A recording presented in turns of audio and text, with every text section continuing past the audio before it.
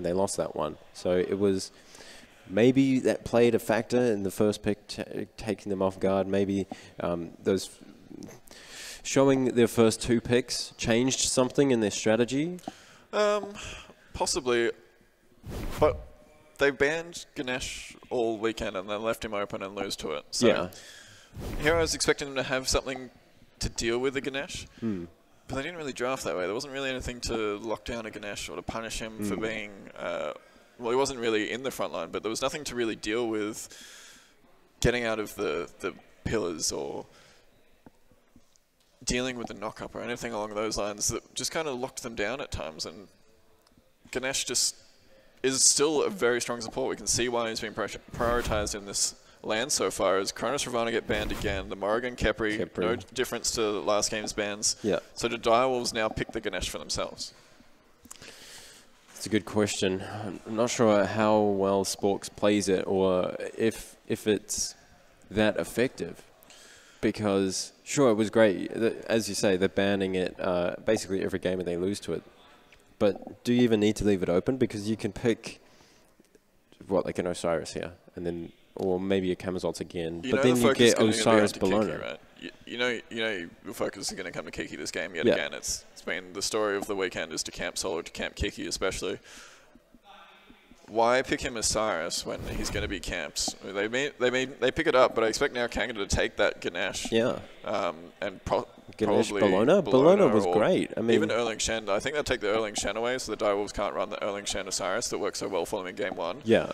But they need. I think they need to take the Ganesh. I think that's maybe a chink in Direwolves' armor is that Ganesh, and they do pick it up with the Soul. So running back. Why Soul though? It wasn't that fantastic last game. Sure, it was great, and Swifty did well, but it's not first pick. I think Soul's first pick material, when something that was so effective in the sense that it's not just the burst damage that Soul provides, it's that knock-up in the team fight. And there was a few times where Sporks was about to either Cataclysm or he was about to Shockwave, but he got knocked out by the Supernova, and he just got burst down before he could get back to the ground because he was so far behind. So I think it brings a good amount of team fight for Kanga. It still gives Swifty the ability to play that basic attack style where he can throw those basic attacks and still do decent damage, but it still has the ability and the team fight presence. And now we see Naja for Ro as well as Ra. Now Ra has more setup. Yeah. He has a bit more protection.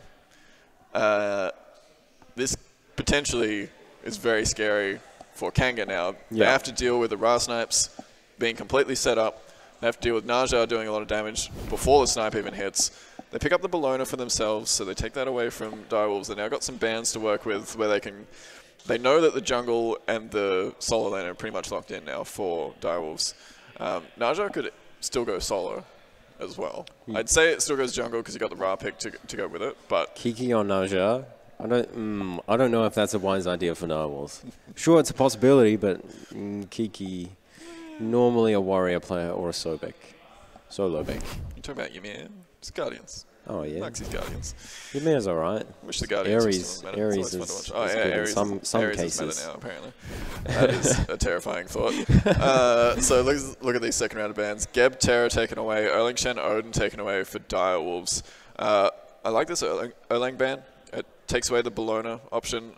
They know that Kanga had the next pick, so they wouldn't be able to pick up the Erlang themselves, which they could have been leaning towards as a support pick, but judging off the Naja, probably not. Kononos is the pick for Kanga, so happy to put Galen back onto that. Played it reasonably safe, did his job, did enough damage to get his team through, whilst Envisionize and Kanga were doing mountains of work on the other side of the map. Okay, so big factor last game was that level 1 proxy farm from Kanga. Direwolves lost to it. They lost first blood. Seems to be level 1 fights, level 2 fights, and these invades in the early game that Direwolves are getting behind. So do they pick Naja for that ring toss bounce with the AoE, with the attack chain for the increased basic attack damage to as well as the Osiris, and you can't really. If you proxy a Naja and Osiris and you get caught out by them, it's a completely different story to what an Erlang Shen and a Camazotz can do at level 1. Because if that ring bounce does hit, you're not getting away, and you've got an Osiris sitting there slowing you as well as raining down cleave attacks on you, and you're fighting into a minion wave. So I don't expect Kanga to proxy it on this attempt. Depending on what their solo lane ends up being, whether it's the... I'm going to say the Bologna's probably going jungle and they're looking for a second warrior. Yeah. This triple frontline presence has been really effective all weekend for every team that's run it. So expect them to go down that line. We'll see what Direwolves choose to go with their Hunter support. That's what they're looking for here. So, not Osiris. Who am I looking at? Kipri, Gib, Terra. What other support is open? Athena. Great. Okay, so and Peel, aggressive, global presence.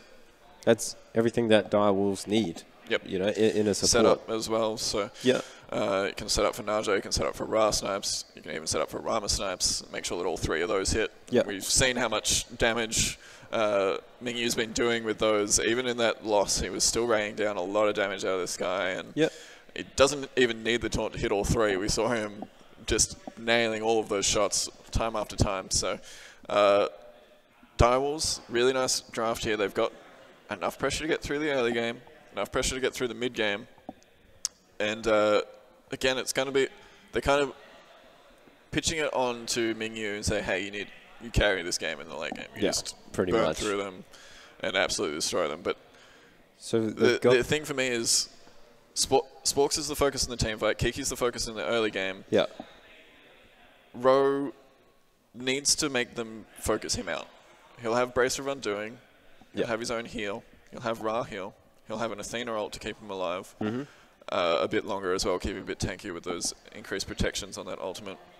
So for me, Ro on Naja needs to take Kanga's attention away from his the frontliners and say, you can't just focus and engage on my frontliners because I'm going to be killing your backline. And he tried to do it on Kamazots the last game, wasn't able to do it, but Naja's a different story, especially with the Ra as follow-up. Ra can follow up from a distance in the backline and hit that target that Naja takes up into the sky in that Pin Firewheel's ultimate. And we see the Kamazots as the last pick for Kanga for their jungle. So actually, it could still be Bologna jungle, Kamazots solo.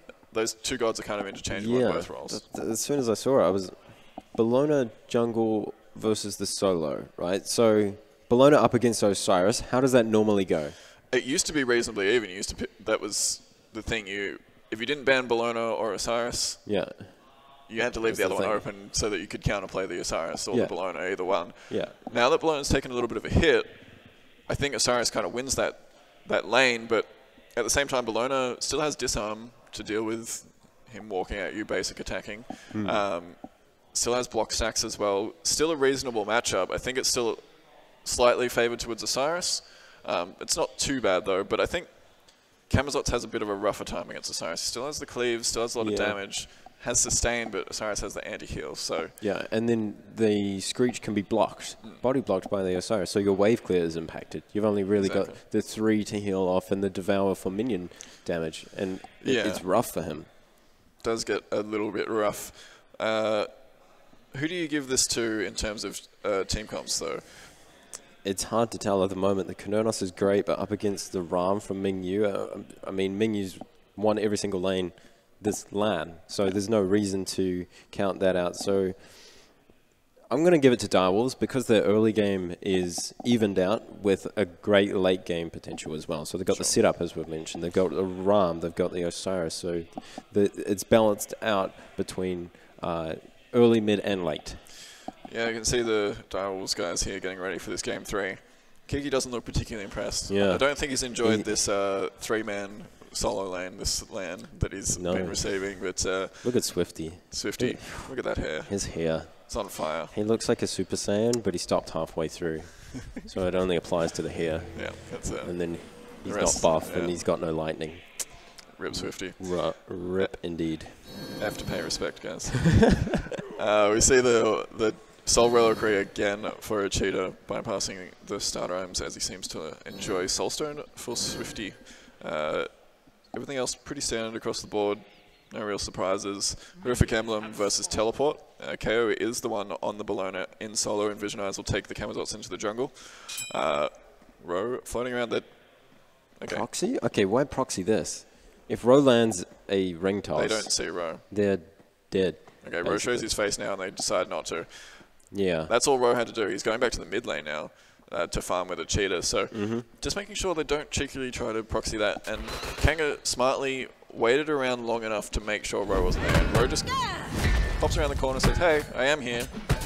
Don't be too cheeky over there, okay? And he'll go back and farm up. Kiki will lose a little bit of gold to the tower here, lose his blue buff, but in return, Direwolves are able to get something themselves. They get the speed buff. They'll probably be able to get the blue buff as well if they so choose. Kiki could even meet them there if he decides to. They're going to take the speed buff, Kanga.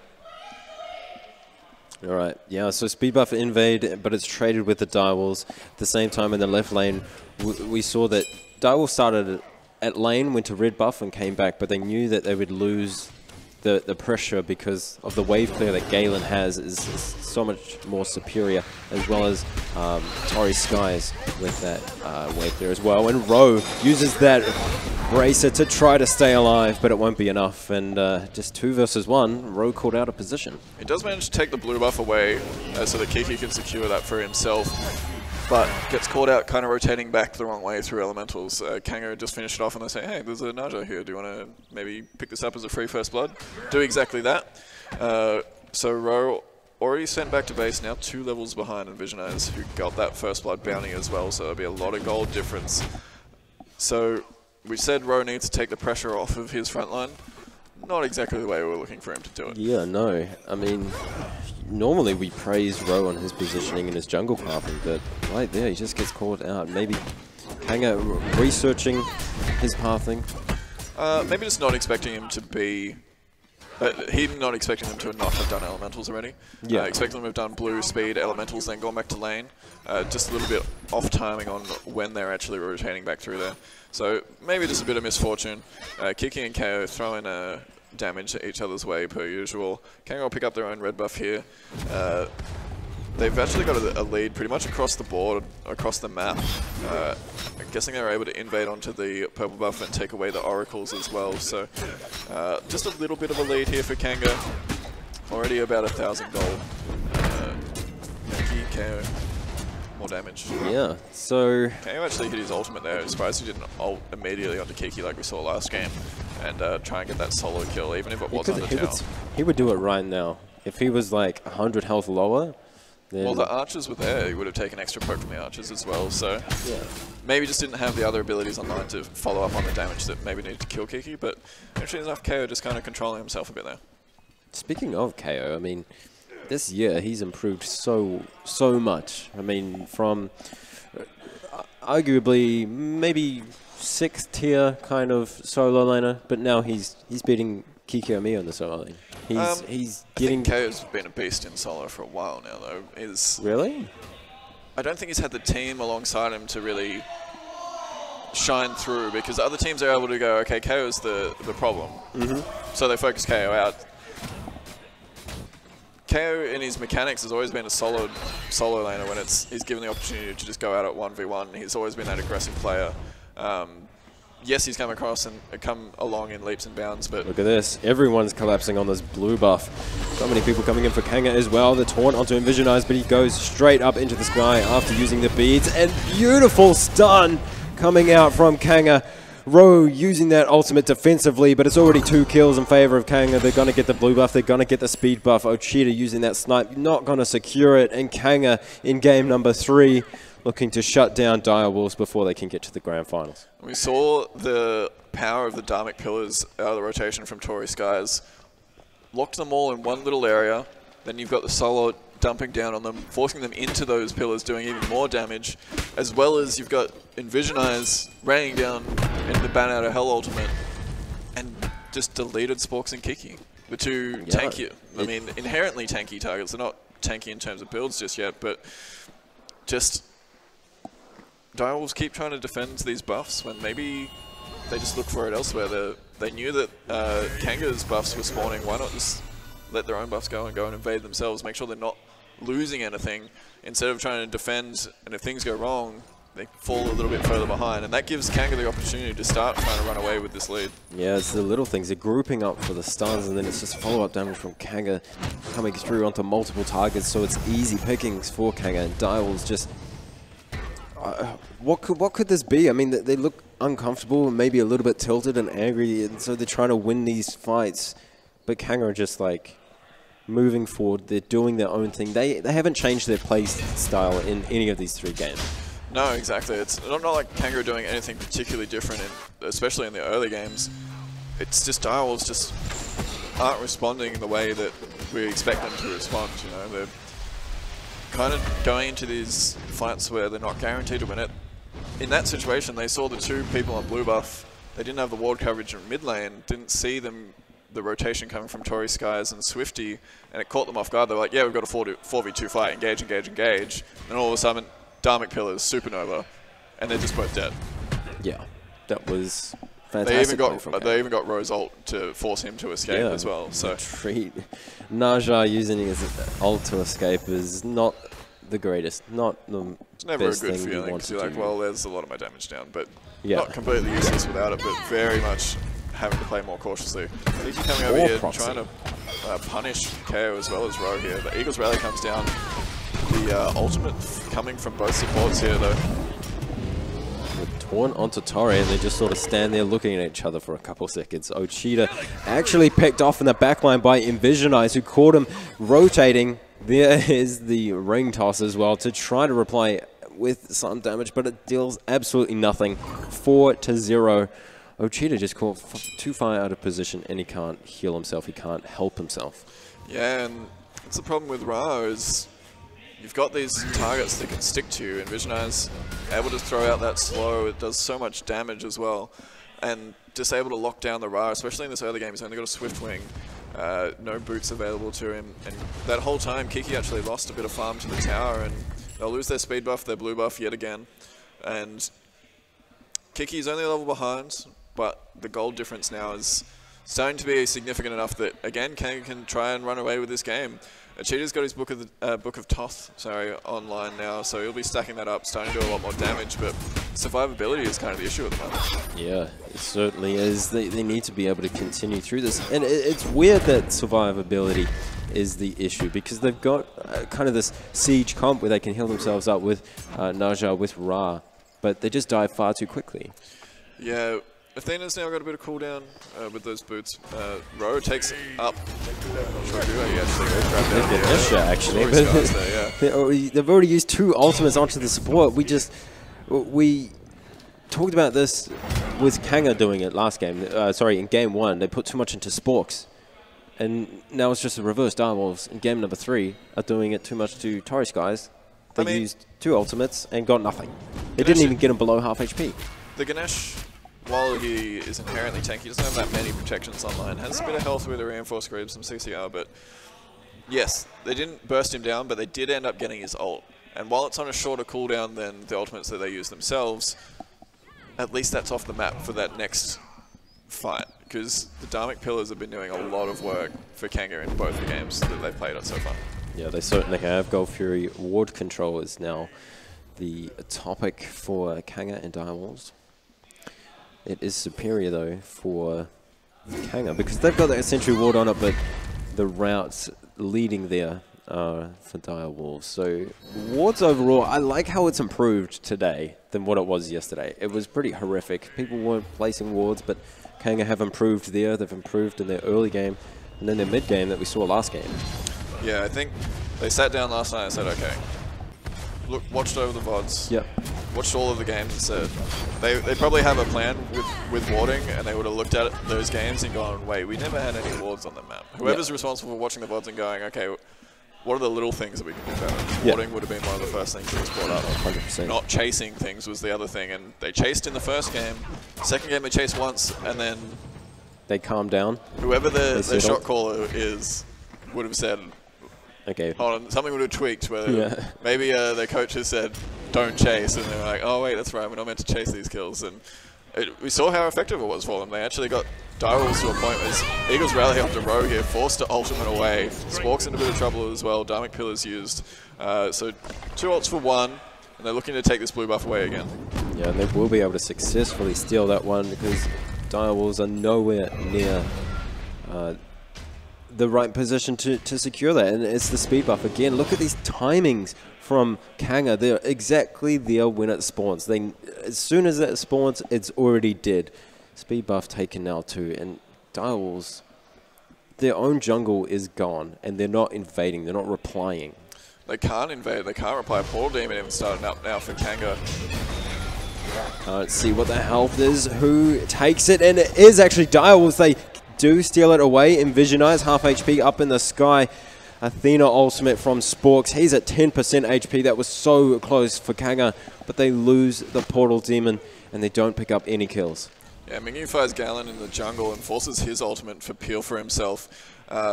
Was the rotation coming from Kanga? Mingyu recognizes that and says, oh, I got his ult, just backs off. Saw was spotted out on a ward in the mid lane, and he said, okay, well, I'm not going to chase you down and solo you this time. You can live for now, I guess. But great work from Direwolves to steal that one away. We just saw it, why a cheater is known for his snipes. I'm not sure if it was a cheater or Sporks that ended up picking it up, but a cheater did a lot of work there with the solar beam. They're hitting the Portal Demon with both his one and his ult to help burst that down for his team and steal it away, and that helps Direwolves out a lot because there was a quick flash up of the graphs before, and it was a slow and steady slide down towards Kanga's favor, and now it's kind of plateauing again. And game 1 it plateaued, Direwolves came back and swung it in their favor. Game 2 it plateaued, Kanga wrestled it back into their favor and started snowballing it towards the mid and late game. So Direwolves won't be too concerned now that they've got that Portal Demon. If they had lost the Portal Demon, they'd been like, okay, we're starting to lose control of this game. It would have kept sliding out of control, but now it's only 4,000 experience, 3,000 gold. They've been in this position pretty much 4 times already at this lane. Aggressive in the mid lane. Taunt onto Tari Skies, Celestial Beam going to land as well, so just asserting their dominance. Gold Fury going to be the next contest. 3 people rotating over. Solo lane has started to rotate, but they met each other and they just box a bit. Look at that tower damage, the proxies from Kanga, and these rotations from the jungler, from the mid laner over to that solo lane have just resulted in a massive tower health separation. Yeah, once that tower does fall, it opens up the map for KO to really aggress on the mid lane as well, as he's already forcing Kiki back here. Rose forced over to try and help out his solo laner, gets spotted out on a ward, and KO just turns tail and goes back and sees what he can pick up elsewhere. The blue and the speed is starting to spawn, but Kanga immediately go over the gold tree. Spork spots it out, but immediately gets turned on and should fall here very shortly. Even if he does, they've used too many abilities on the support. We were just judging them yesterday about it, and beautiful sniper onto 3 in the back line. This is Envisionize using that blink to get to the other side of Ochita. He's out of range of the slow, but the ult from Ro misses. Snipes coming through, and Mingyu does pick up Galen. Beautiful accuracy there. And that is a 1-for-1 trade. Support for AD carry. Direwolves always take that trade. Definitely, and massive, massive ultimate out of nowhere from a cheater. Yeah. That really turned that fight. They were looking for the gold fury. Like, well, we got Sporks, let's go for gold fury. Yeah. That's difficult now, to do. all of a sudden, because they're walking perpendicular to it rather than in a straight line. He timed it to hit 3 of them as they were moving across it. It was beautiful. Yeah, great job there.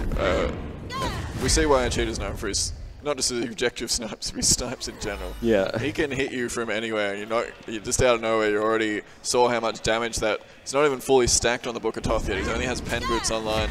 Imagine how hard that would have hit if he was another pen item ahead. Oh, God. So they've got to be really careful. He's now level up on Swifty, farming really efficiently. And now Kanga are kind of in a spot where they're starting to plateau. They get this tower, it gets them a little bit of extra gold in their pockets, a bit more map presence, but Sporks is going into a Height of the Urchin. He's a little bit behind. I guess he's not too far behind now, but it's going to be a little rough for him to get those stacks online, especially the way that Kanga have been playing. That was actually the first kill. The only one onto Galen was the only one in the game. I mean, that's rough for Direwolves, and like we keep saying, Height of the Urchin, it's great, but you need to be getting these kills. You need to be getting the assists. And that's very difficult when you're this far behind. Especially when there's a Ganesh that's going to be silencing you, right? You know you're going to be getting that Spirit Road proc to mitigate a lot of that damage. So why not grab the cost-effective item there when you're a little bit behind? Sports actually gets a kill onto Gallon here with the help of three-man rotation, though. A huge rotation onto Kanga to try and respond. And the dash for the slow. Envisionize up in the sky, waits for the Aegis. And then only 2 ticks of damage will apply. Snipes coming through, and they're just waiting for him to come back down. Will they time the abilities right? Yes, they will. Swifty will kill Mingyu. Ro takes Envisionize to the skies and will pick up the kill. Off the backside is Ochita coming in for the rotation. Does he have a snipe online? He sure does. He doesn't have a slow. He doesn't have any setup because Sporks is way too far away. 1-for-2 trade, actually. As Galen was what Galen dying is what started everything there. Yeah, at least they get the ADC from Direwolves Mingyu off the table as well. But good rotation from Kanga, but an excellent counter rotation as well from the Direwolves, from Ro. Manages to pick up Envisionize as soon as he comes out of that bat out of hell ultimate. Pretty sure he hit that raw Naja ult without any sash setup. So. Brilliant work from him, and maybe he's starting to get the feel for Naja again. And we said he needed to take the pressure off his front line. Mingyu's doing that. Ro's starting to do it now with those rotations, getting those rotations on the point. He's at a point where he can start doing a lot of damage. He's got Shifter's Shield online. He's building into penetration now. Talaria boots again. He seems to favour this on Naja. Very easy to pocket with the ring bounce, so it kind of makes sense. You can get that extra gold, especially when you're a little bit behind. It helps you catch up in that gold department. Indeed, indeed. So, Rama being traded 1-for-1, how does that... obviously, he's still ahead in itemization. Actually, is he? Bluestone versus Death's Toll and Bomber's Mask. So, they are quite even. Even in terms of builds at the moment. So, not too much difference. But Eagles rally here onto Sporks and Ro in the backline. Kiki and Sporks now forced to kind of retreat a little bit. Paul Damon gets started out again here by Kanga. Sporks looking to contest though. Eagles rally being down is massive for the Direwolves. They can engage here and be safe. They've got all their ultimates online. Ro can come in, take anyone out of the battle that he wants to, but Kanga just peeling off and not opting to go for that because it's risky. Oracle Harpies being started up. We'll see who will get that one. The vision, perma vision now for Kanga. The Gold Fury is under their control, so they can take that whenever they want to. Direwolves need to be able to fight and contest it though. Yeah, and I talked about the Highly Urchin on Sporks, but he's managed to finish it off now, and Tori's guys has only got the 1 stack himself, so he's not too far behind in that department. Paul Demon gets started up again by Kanga. Sporks is here to try and defend that himself. Immediately switch focus to him instead of the Pole Demon, but the Pole Demon isn't fully leashed yet. No, it's not. It will now start healing up. Fire Giant dealing damage to Swifty off the back there. Sporks taken quite low. Will he fall down? No, he won't. Ro extremely low off the backside as well. Kiki's there to help support him. Look at that damage spread across Kanga, but they need to be making these picks. Kiki is the first to fall. Swifty follows through as well. And Ro trying to basic attack more than Envisionize, but he's got the heals. Ochito will shut down Envisionize after a double kill. Mingyu jumping in onto Galen. Does he have the beads? No, he doesn't. Aegis. One more basic attack will do it. And Galen beating Mingyu in a 1v1. That was just unfortunate timing for Mingyu, but beautifully played by Galen. Yeah, Mingyu didn't even get his Aegis off there, choosing not to just try and burn through Galen, but Galen has the inherent lifesteal in that Shifter of Seasons. So sure does. Managing to win that boxing contest, and I guess that's the power of Konos. You don't really build lifesteal on Hunters these days, so having a built-in lifesteal ability that you can rotate out when you need to for different abilities, I guess, or different augmented basic attacks, is quite strong for Sonos, and that's the kind of confidence that Galen needs. Needs to have won that fight against Mingyu. Because if he loses that fight, your head goes, no matter who you are, your head goes down because you're like, oh, I could have won that. One more basic. Whoever loses that, it's like, oh man. I don't expect Mingyu to be tilted from that, but Galen might have just dropped his head a little bit, and that could have been the difference between this fight, this game, staying in Kanga's favour and compared to Direwolves. We saw the snipes coming out of Mingyu, the last one just off the mark from on Swifty. If Swifty falls there, it's already worth the Direwolves and they can just rotate out, but Mingyu felt like he had to make something happen after that. The Paul Demon should fall here inside of Kanga, snipe just a little bit off mark. Ro misses his ultimate as well. like the 4th ultimate that he's missed today. Envisionize up in the sky, not going to get too much damage off. Kiki Omio by himself. Swifty will pick up that kills. He's now 3-0-3. This is looking rough for Direwolves the later it goes. 20 minutes into the game, Kanga 10-4. They're just looking far more dominant, and as we said before, they probably looked at the VODs and cleaned up everything from yesterday, because that's exactly what we're seeing.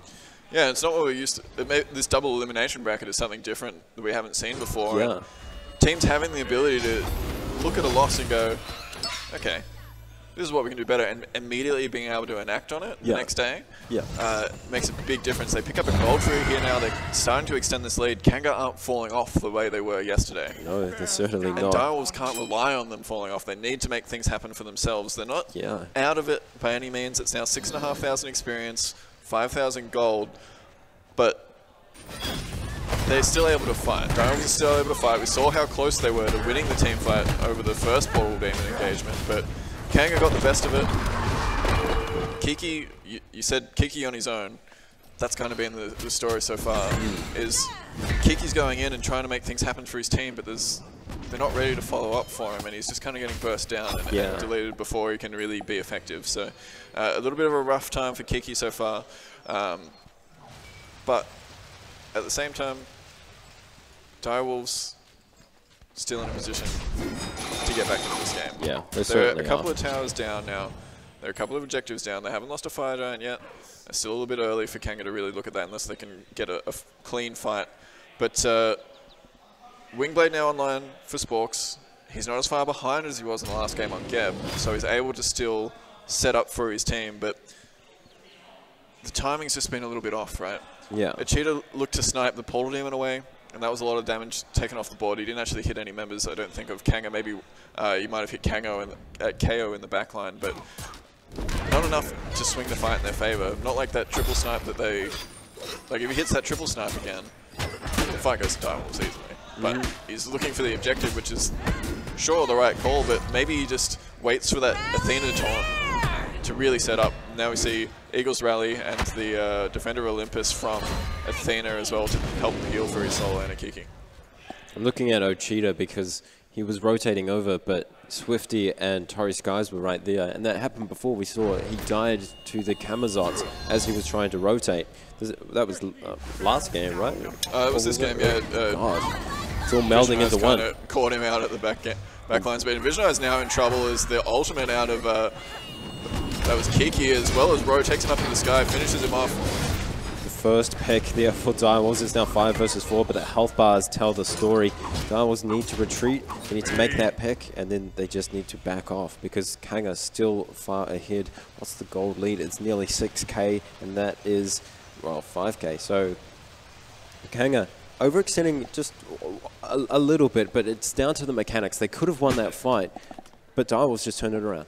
Yeah, Direwolves just kind of recognized when they could fight them, and that's the shining light for Direwolves, right? They know when they can fight. Even when they're behind, they know when they can fight. There was a couple of times last game where they took fights when they were behind, and they didn't go their way. Kanga played it very well, but it was still only the difference between 1 or 2 abilities hitting and not hitting that really swung the game. So swung the fight, sorry. And Direwolves are now, like, is that enough to get Kanga to shoveled again? That's the thing. Yeah.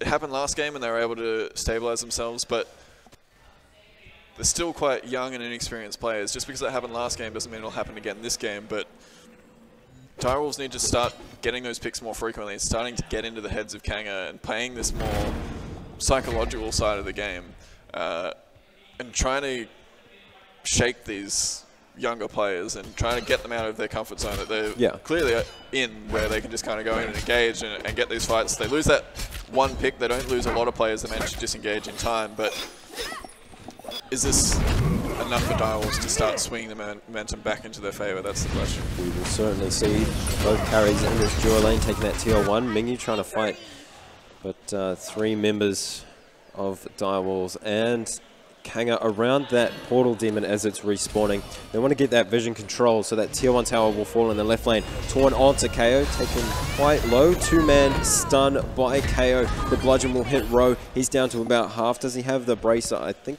he's already used it. Probably.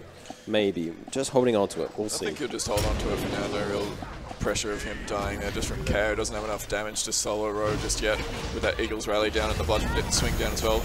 All Demon gets leashed, but Fire Giant gets picked up. I think that may be a way with ability pulled that, but Visionaire's taken pretty low. Has his ult available. Should be able to get out of this one just fine. Yeah, the Konernos ultimate on the ground misses everything, so that's massive for Direwolves. They can re-engage safely.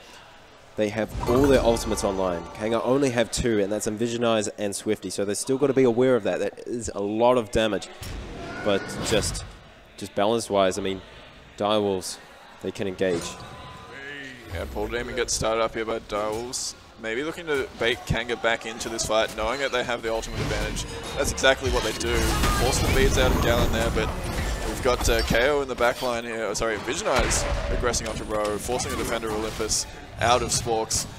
Kikyomiya disconnected from the rest of his team. He's down to about 60% HP, and the Eagles rally is back off cooldown.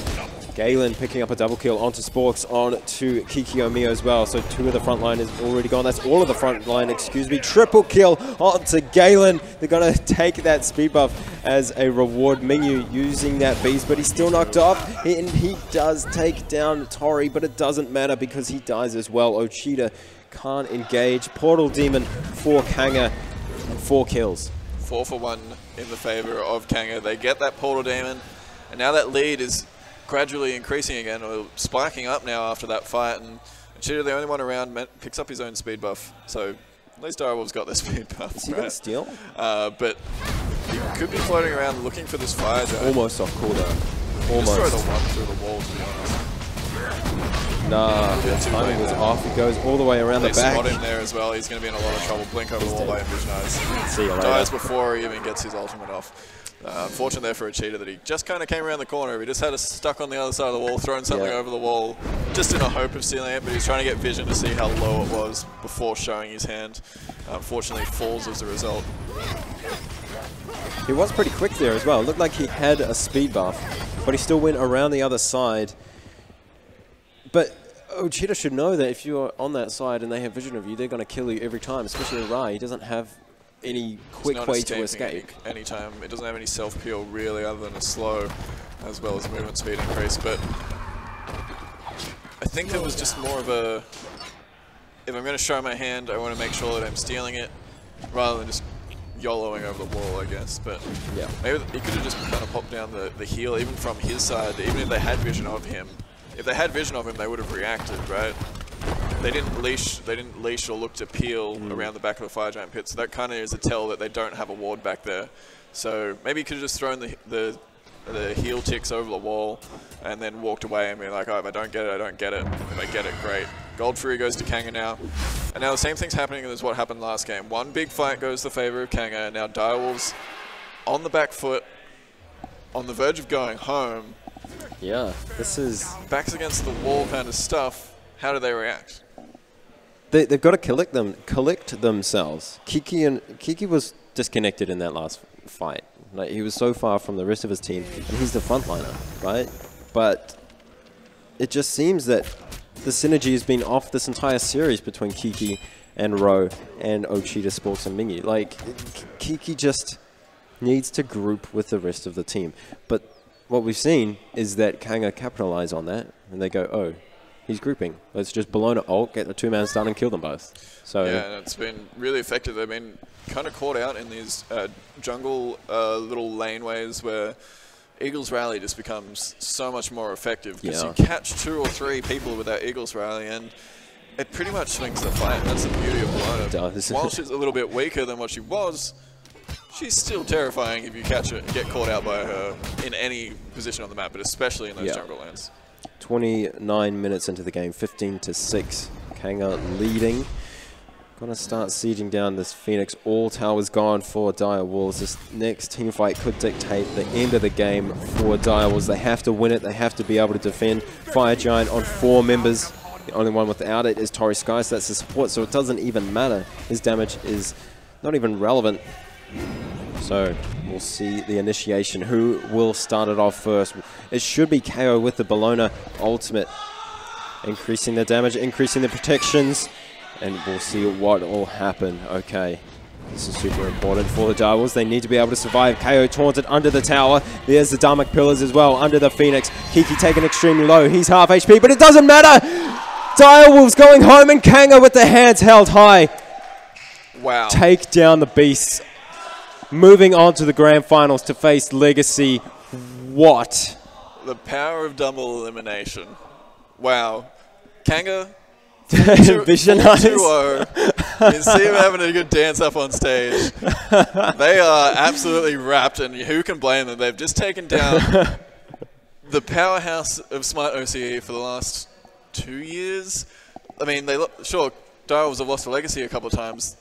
Overall considered one of the two top teams, right? Yeah. But for Kanga to take not just a game, a set off of Direwolves. My God. At a LAN is insane, and you can see yeah, Kiki. how disappointed Direwolves are that they're going home early. Well, not early, but earlier than they expected. Earlier right? than everyone expected. I'm just speechless. It's incredible, and it's great to see. It's great for Oceanic Smite that a young team like Kanga, who Direwolves themselves, you saw earlier in the year in interviews, scrim monsters. They absolutely just destroying scrims, but they've never been able to transfer it over into consistent competitive play. And that's astonishing. Now they're here, right? Yeah.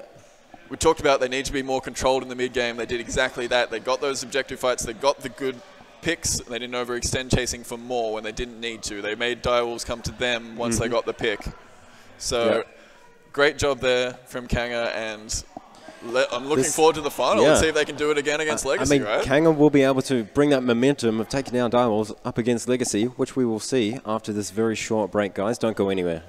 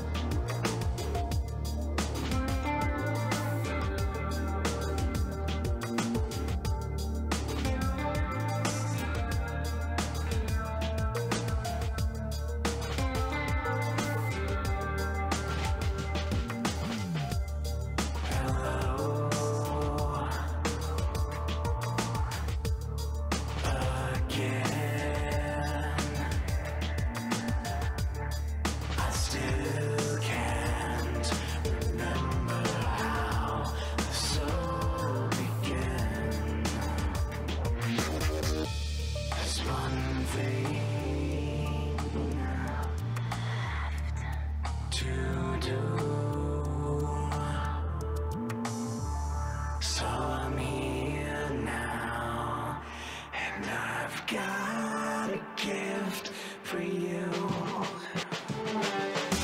Poison in the well. I've got a gift for you. A special place in hell. I've got a gift for you. The perfect place to dwell. I've got a gift for you. I know they're not as nice as the ones you gave to me. I hope that they will do. Sickness for the skin.